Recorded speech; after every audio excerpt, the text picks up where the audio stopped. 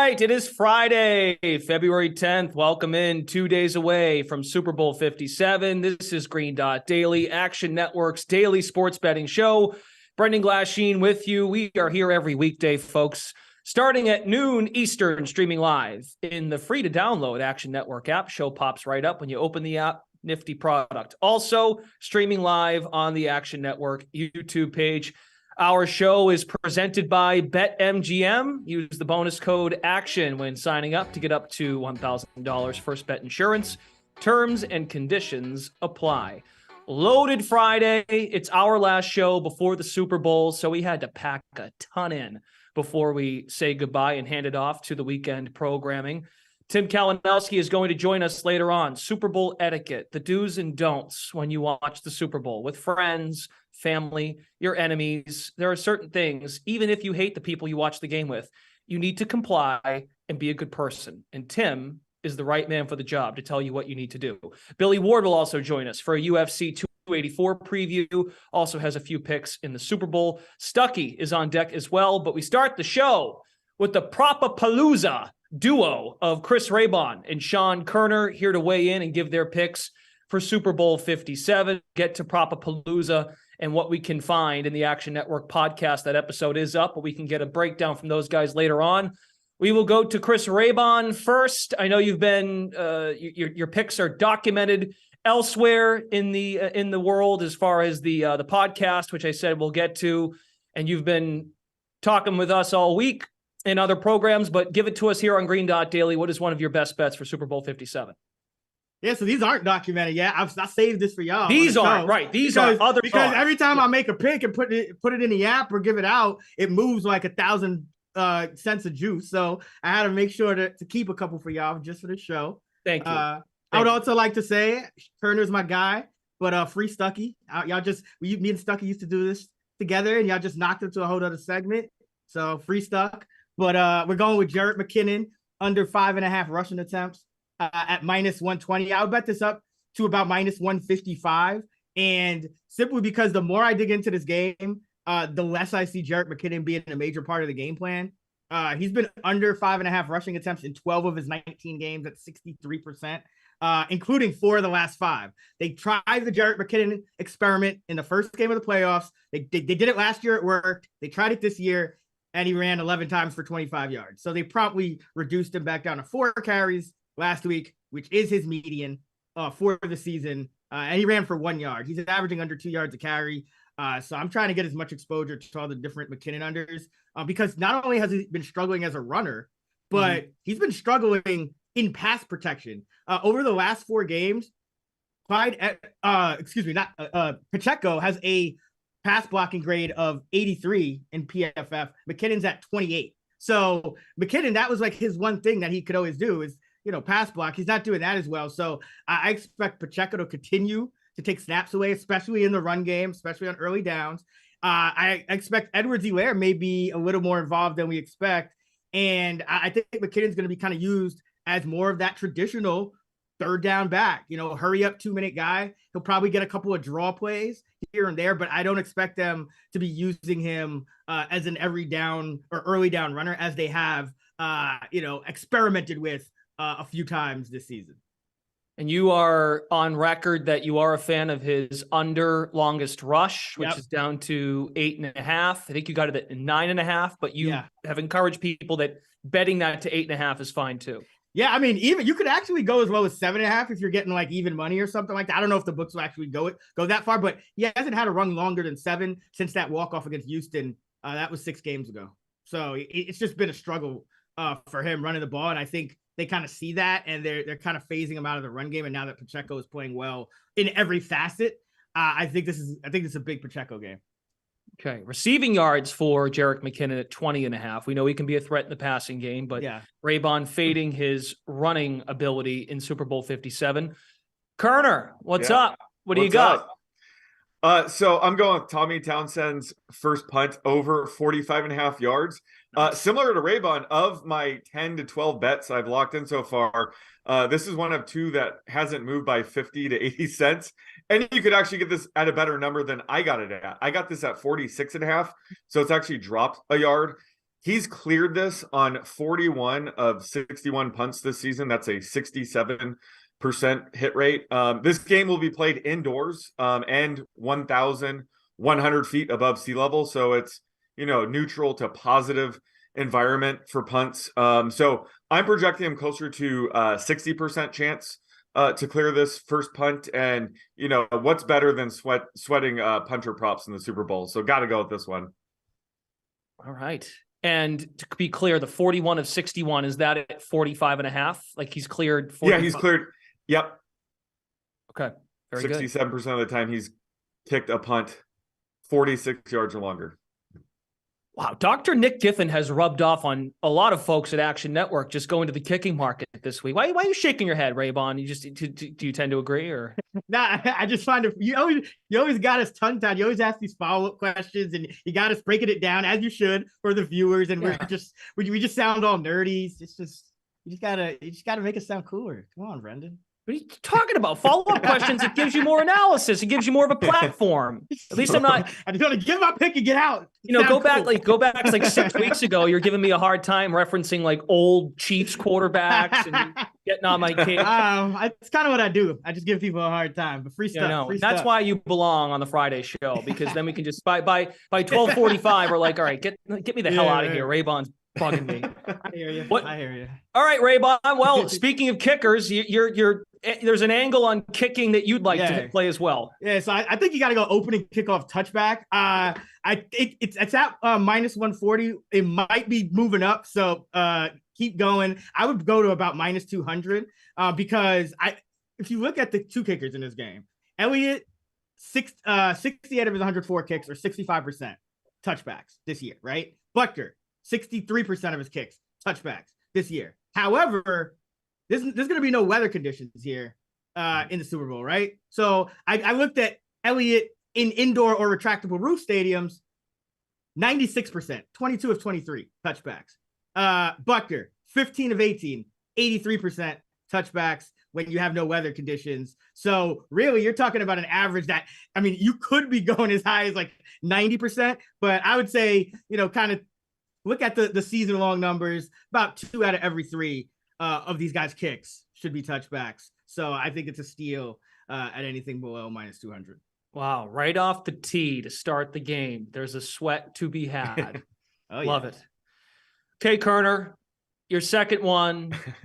And you've been, I've been looking forward to this rationale because I know you've been talking about it, and we've done a good job here at Action Network keeping this behind the curtain.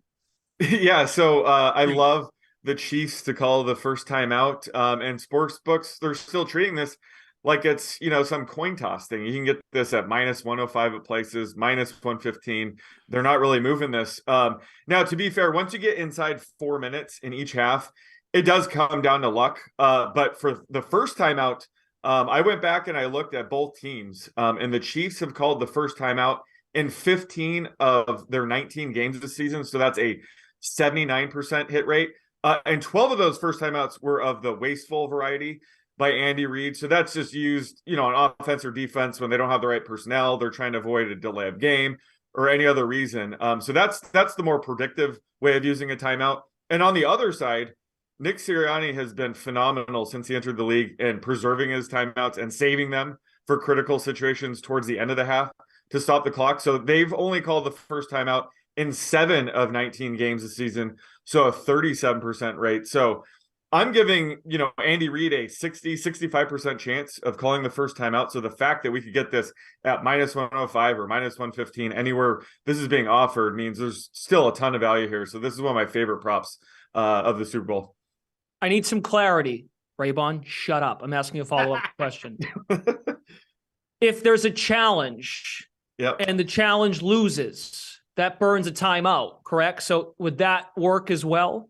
Yeah. So that's part of it. And Nick Sirianni's, I guess he's been really good with challenges as well. So that's part of this. So if the Eagles, challenge a play and they lose the challenge, they call the first timeout. So that's definitely part of this. Okay, very good. That's all I got, Raybon, as far as follow-ups for that particular play.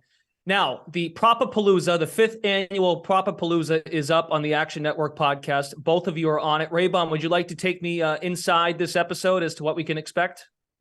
Yeah, so it's just Sean and I. We go through, our favorite props, and then we kind of go through all the different categories of props. And, we kind of teach you how to go about it. So it's not just like for those, it's not just picks. It's we give picks, but we're also talking about, okay, let's say you think the Chiefs are going to win. How do you go about betting the MVP market? How do you go about betting, the anytime touchdown market, depending on, how you think different things are going to play out, and just, certain things like that. But we go through all the different categories of props, whether it's touchdowns, whether it's MVPs, other types of game props. So there should be something in there for everyone. Koerner, anything to add? Yeah, we spend a few minutes also dissecting the national anthem prop. Raybon does a lot of great work there, so check that out. Does he sing? Does he? No, but next time we should do that. Does he elongate brave in the pod? Okay. All right, Raybon, I think I'm done with follow-up questions. We can let you and Koerner go. Again, you can find these guys on the Action Network podcast. The Propapalooza episode is out. It came out a couple days ago. You can find these guys as well for the Action Power Hour starting at 11 Eastern on Sunday. Extensive breakdown. You've got Convince Me leading into the touchdown show with Jill Gallant, Nick Giffen. Should be good. Fellas, thanks so much.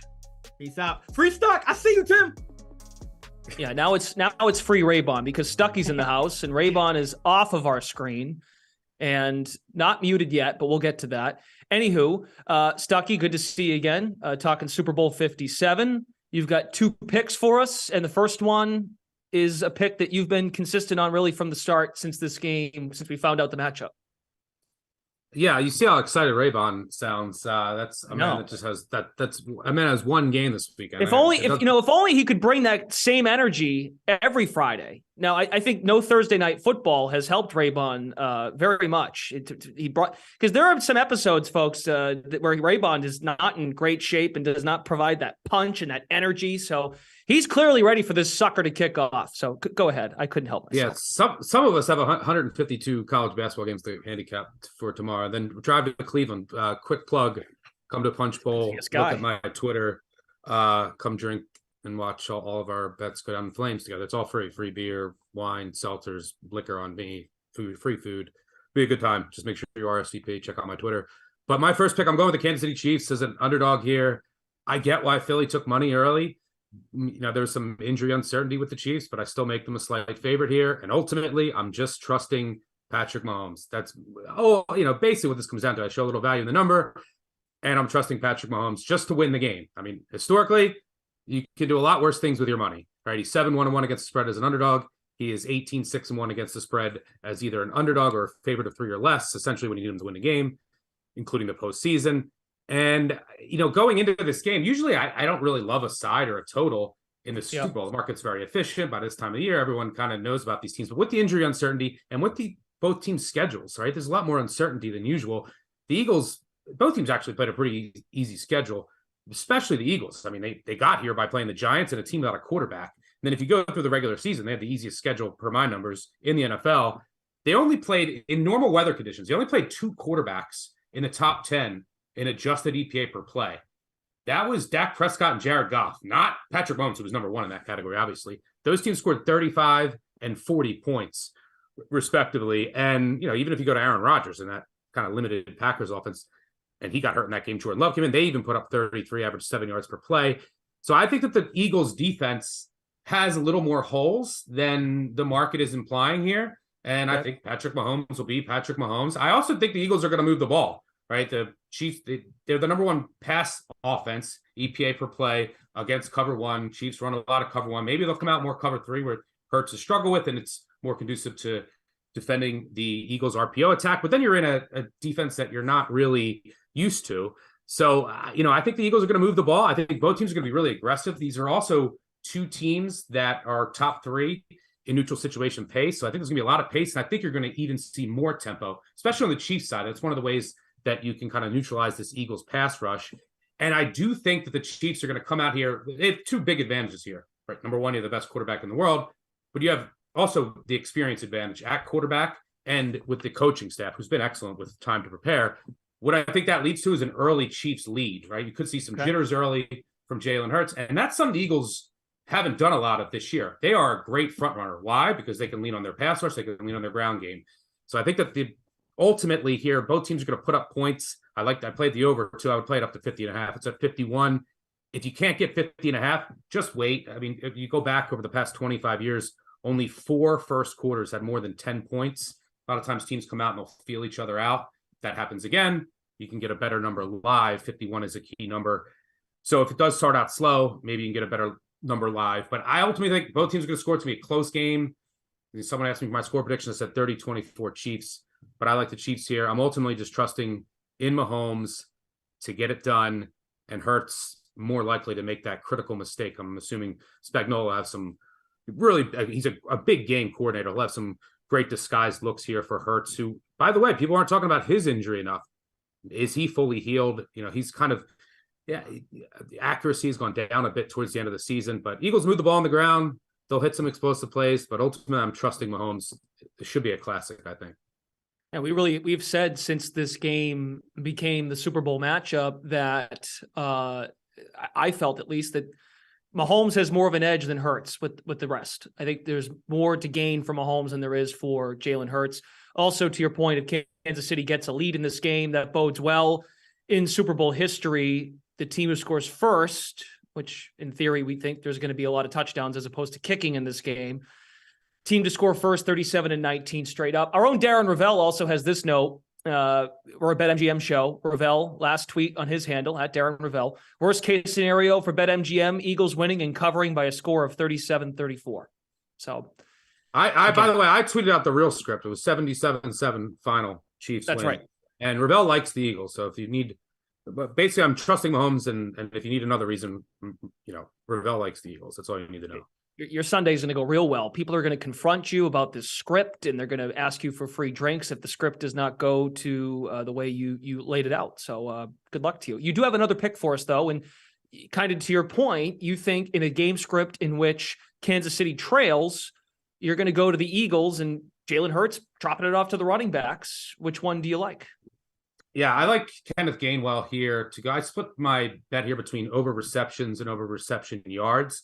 Chiefs really struggle to cover running backs. I think this year they play 19 games, 23 running backs had at least 3 catches in a game. So 4 more than the amount of games that they played. And Gainwell, he played a season high snaps last week. Now, granted, when games are close, which I think this will be, his snap percentage does go down. But I think that, I like the over and I like the Chiefs. So I think the Eagles will be throwing more, playing from behind a bit more than usual. And the Eagles still like him on third downs, and they like him in hurry up, where you can rack up some catches against the Chiefs defense that was bottom 5 in the NFL covering backs out of the backfield. So I think Gainwell has a really good chance to be running back number 24 against the 3 catches on the season against the Chiefs. But I think just 2 catches, maybe even 1 will get the yardage, but I think just 2 catches here should get both bets home. So I think we'll end up getting 3-4 targets. I'm not the expert here, but since the second half of the year, his snap count's going up. It's a big area of weakness for the Chiefs. We're going to be focused on the wide receivers, focused on Hurts. I think there's going to be a lot of opportunities. And, it's correlated with my bets that I mentioned before, the over in the Chiefs. So I think Gainwell gets at least a couple of catches in this game. Stuckey on Kansas City, Kenneth Gainwell over 1.5 catches, over 11.5 receiving yards. And again, he's busy Saturday. He'll be with you for BBOC starting at 10:30 a.m. Eastern, a full breakdown of college hoops. Stuck, I know you'll have an article out as well on actionnetwork.com. A quick tease for the show. You got anything in mind that you'd like to share? Yeah, college basketball article, going through my favorite spots tomorrow, as always. And I'll have my Super Bowl preview, I think, up sometime today, going through side total props that I like. And there's also, I have if you're into special teams, everyone's reading the same old things. It Hurts and Mahomes. Well, if you're tired of that, I wrote a couple thousand words on the special teams for each team. So check that out. Love it. All right, Stuckey, thanks so much. Enjoy the show tomorrow morning. Enjoy the college hoops, and then have a good time on Sunday. And hope that goes well in Cleveland. Yes, sir. Good luck. Okay.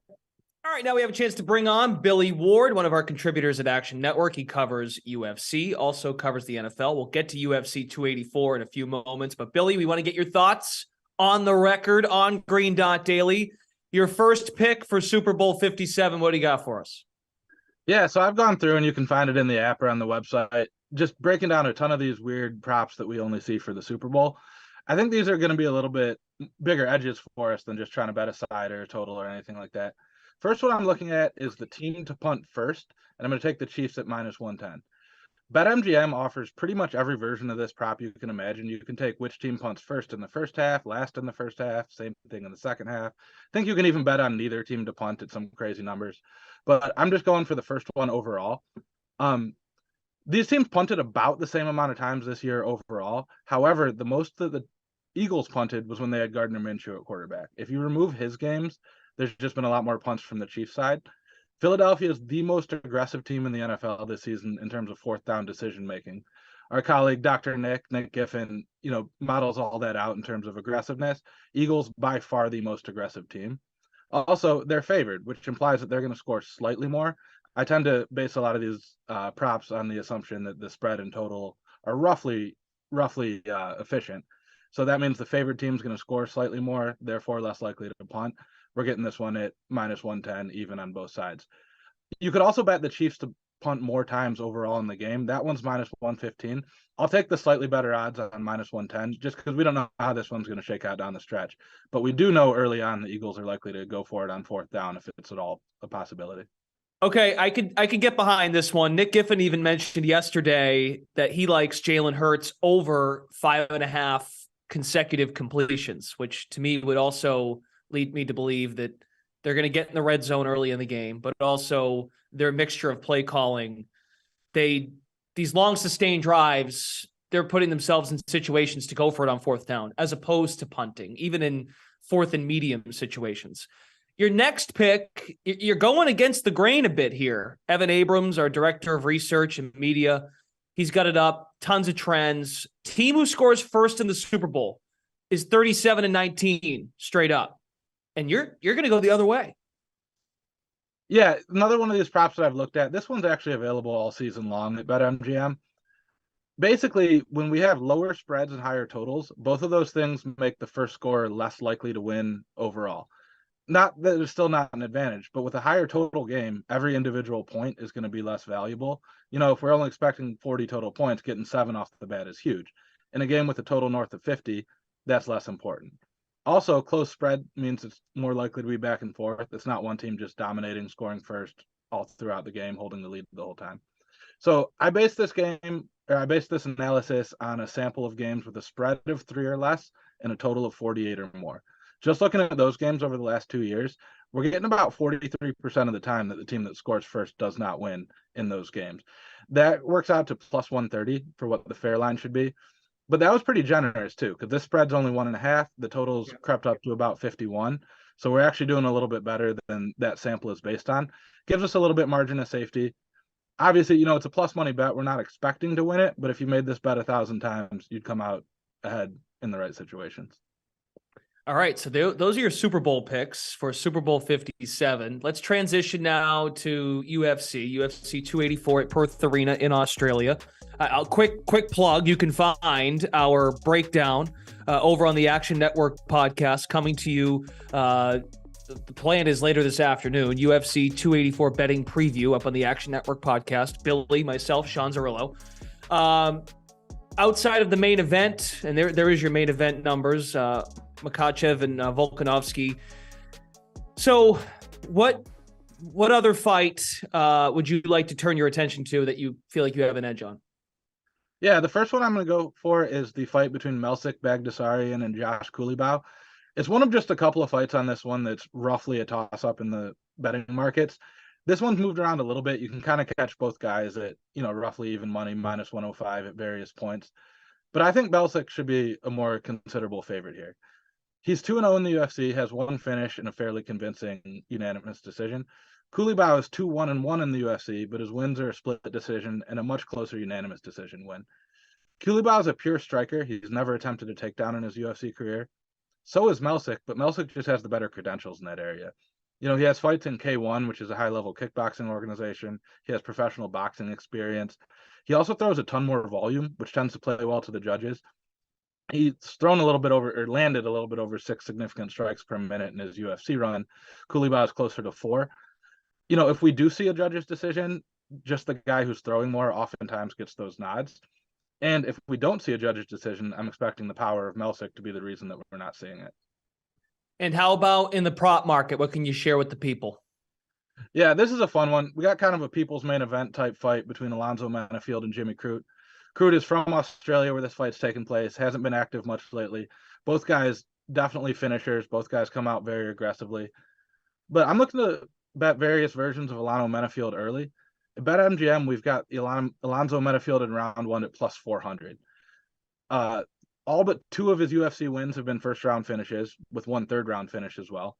He's a big, strong guy, throws very heavily.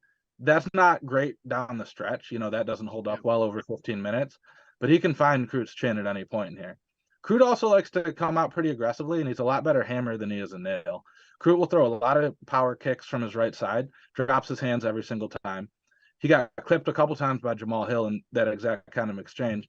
That's a very dangerous game to play with someone with the power of Menifield. You know, if that doesn't happen, I'm probably going to look to jump in on Crute live after that point, but plus 400 is pretty good odds.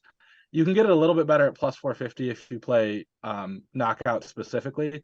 That's not enough of a jump to me to justify not having the submission chances in there as well. All right, look forward to it. Big card this weekend in Australia. Early prelims start at 6 Eastern. And then on pay-per-view, the main card starts at 10 o'clock. Billy Ward talking Super Bowl, also UFC. Thanks for stopping by the show. Enjoy the weekend. Enjoy it. You got a lot going on now, UFC and NFL. Enjoy it, my friend. Yeah, going to be a big sports weekend. I'm looking forward to it. Say I have Kelsey's under receiving yards and someone else in the room has Kelsey's over, and Kelsey will, catch a 25-yard reception right down the seam. The kid with the over is going to go, yeah. And then I'm going to politely be like, oh, you got his over? Yeah, I got him as the third leg in my 15-leg NFL same game parlay, along with a wild giraffe to come run on the field before the 7:50 mark of the third quarter, along with the referee's pants to fall down as he runs down the field. Yeah, get up and jump up and down the scene and make a scene at a party because of the third leg of your 15-leg same game parlay. I don't care. Can you make that face again, Tim Kalinowski, who is often on our Action Network social channels? What's the face people are going to make when Kelsey catches the ball down the seam? They're gonna that one right here. They start fist pumping. They start going crazy. It is the biggest weekend of the year for poor gambling etiquette. They're coming out of the woodwork. It is talk about Super Bowl for the Super Bowl. It is the Super Bowl of poor fan gambling etiquette. Okay, well, that leads us to our discussion, which, again, you can find Tim on Gamblin' and Ramblin'. It's on the Action Network YouTube page. They record once a week, and you dove into watch party hierarchy of etiquette. So we'll get to people being insufferable and annoying about the props they might have and watching the game and following their bets. But we'll start with what's number one on the hierarchy for Tim Kalinowski, watching the Super Bowl. Yeah, I broke it down. I think we have to keep in mind here when you're in a larger group. Look, first, spare me with a larger group. I'd rather be alone. But hold on. Let me interject. What is your plan? Like, lay it out for me. What are you doing? I'm going to be in Cleveland for a company event. So you'll be with Stuckey. Yes, I'll be with Stuckey, Charlie, Colin. Yeah, so I'll be there. So, I mean, look, I'm not going to say no when work, says, hey, head up to Cleveland with some of the guys. Like, I'm not going to say no to that, but just, to keep in mind, I've got a couple Super Bowls under my belt and I've been in some tough situations with poor etiquette. So, I mean, look, I think I'm going to be with a good group, but you're going to be the etiquette police. Are you going to go up to, so if someone does let's go, Kelsey, I know. You're going to go up to hey, pal, just so you know, enough. it's going to be hard for me to not say something, right? That's how I was raised. See something, say something. I think that's how you have to do it. But I'm going to have to bite my tongue. I'm going to tone it down. I think that's part of the etiquette. I'm not going to be the police. You either have it or you don't, right? So if you don't have it by the time we kick off on Sunday, you ain't ever going to learn. Okay. What now? This next note: pick one or two. What do you mean by that? Okay, so first off, the primary fans trump all. That's the number one thing. So if you're watching a game, say, and I got a bunch of Kansas City props, and even to say I bet the Chiefs, but if I'm watching with 3 diehard Eagles fans, okay, even though I can't stand the Eagles and I hope the Eagles lose, the first time Kelsey catches a pass down the seam, I'm not gonna be jumping up and down, yeah, Chiefs Nation, because it's not my show. Primary fans trump all. Okay, you don't get in their face. It's their show, and it works down from there. And that's why I say the next thing, with all these people with this laundry list of props for betting, look, pick one or two to talk about. But if you're watching it with a big group and there's that guy saying, "Oh, I also have Pacheco under. Oh, I also have Kelsey over." Oh, no, that actually helped me because I also have Hurts and completions. No. The 3 and out actually helped me because I have over punt yards. It's like, you know what, guy or gal, please. Just pick one or two. He giving me a popsicle headache. Look, we all bet the game. We all bet a lot of props. Just pick one or two. It's so good. A quick example. 2 weeks ago, I was out at a bar in Boston watching Kansas City play Cincinnati, and we had a lovely family behind us, and a woman had a Kelsey jersey on, and I had the Burrow over completions, and I was being a little insufferable and may or may not have been rubbing it in their face. And then, of course, Chris Jones got to the quarterback, and then I got it shoved right back in my face. So the gambling gods are always watching, Brendan. That's the thing. It's not like I'm telling you what to do. I'm just saying the gambling gods, they'll humble you real quick. They will. Okay. Now, when it comes to parlays, a lot of these things, like the example you just gave out, someone might be parlaying. Yeah. 8 props. And what would you like to say to people if they have a parlay going in the Super Bowl? I think that's the cardinal sin of the etiquette. Like, look, again, we all bet the game. We all got props. The worst one is the person that gets up and they're jumping over and up and down. Like, they have Pacheco over and you're going, wow, really, man? You had that? And it's, oh, no. It's just one of my legs in my 12 leg same game Super Bowl parlay. It's like, what? I got to watch you root for leg 1. So don't tell me about your parlay until you're on the last leg. I don't care. I don't care all the things that have to hit. I don't care all the things that have to go right. It's too far away. Get my attention when you're on the last leg, and maybe I'll root for you. Maybe. You're going to have a really hard time on Sunday because all of these things, the hierarchy, primary fans trump all, pick one or two props that you're on in the last leg. These are all going to be broken within the first quarter. Easy. 100%. People break rules. And you're going to take the high road and say, well, I'm going to bite my tongue and be a company man. No, I'm going to be like the Arthur meme where he's just clenching his fist in the corner. That's going to be me. With just a red face, clenching my fist. And hopefully my props hit quietly and no one will hear a peep out of me. Win, lose, no one will hear a peep because I have etiquette. I know that you don't care about my punt yards prop. Like, I'm telling Koerner, I'm not going to sell it off as my pick either. You're like, just quiet. Have a great time in Cleveland, Tim. Oh, I can't wait. Going to the Super Bowl in Cleveland. Tim Kalinowski, you can find him on all of our Action social channels. Phenomenal job. Yeah, that was great. I mean, what else can I say? No follow-ups, Raybon. No follow-ups to that. You can follow the show at green.daily in the Action Network app. You can see all the picks from this show, previous shows. There are plenty of Super Bowl picks that will unfold this coming Sunday. Raybon, Koerner, Stuckey, even Billy Ward hopping on UFC. Want to get in on that tomorrow night. Our show presented by BetMGM. Use the bonus code ACTION when signing up to get up to $1,000 first bet insurance. Terms and conditions apply. All right, folks. As a reminder, let's get into we've got our video team here at Action Network. Before we promo the rest of the weekend, our video team at Action Network has compiled. We've compiled Super Bowl picks from the team. Let's watch. Let's see. Hey guys, I'm Christina. I'm rooting for a tie. Just kidding. That can't happen in the Super Bowl, but would love if it could because I don't want either team to win. But I'm a betting woman. I'm going to bet on the game, and I'm going to bet on the Eagles. Go Birds and go Rihanna, because that's all I care about. Gifford Gould here, and I have the winner of the Super Bowl.